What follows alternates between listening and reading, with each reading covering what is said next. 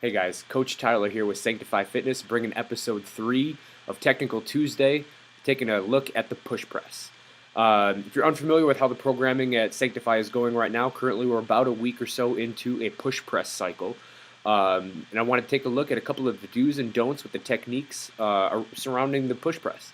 How to properly hit the dip and drive, elbow position, and a couple of quick things, kind of give you a little bit of runway kind of going forward with how to approach the lifts itself. So check this out.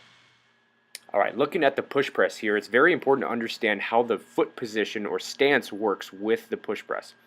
Even though the push press is a vertical press of the barbell, it is actually a squat variant as well. If you think of it as the top half of a thruster, it'll actually utilize your squat stance, which will give you the best possible power output out of the hip. So take a look at this as I dip back onto my heels.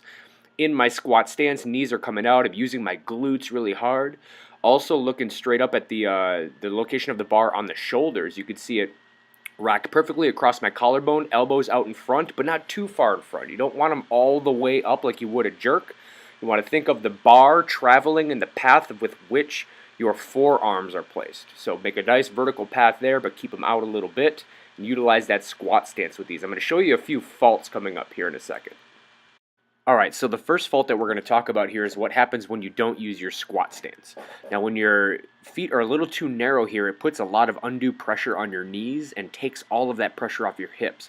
It's also going to cut your power down to about half. Alright, you want to make sure you're really utilizing the hips. You can see here, there's barely any motion at the hips whatsoever, a little bit here and there.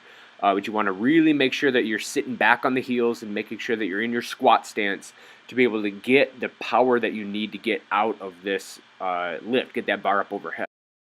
The second fault that I see that's just as common as that first one is getting too much of a jump at the top and actually turning the lift into almost a push jerk of sorts where you push yourself back down. Now you want to be really smooth with this and make sure that you're driving that bar up and your feet aren't actually leaving the ground on this, all right? If you get that little bit of a jump, it's really important to know that as you're pressing that bar up and coming back down and landing, whatever weight you have overhead is landing on top of you.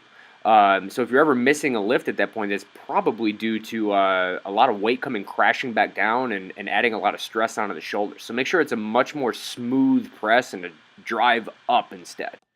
Hey guys, thanks for checking out this week's Technical Tuesday on the push press.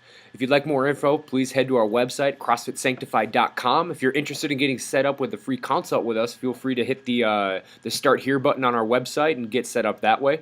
I'm Coach Tyler, and I'll see you next week on Technical Tuesday.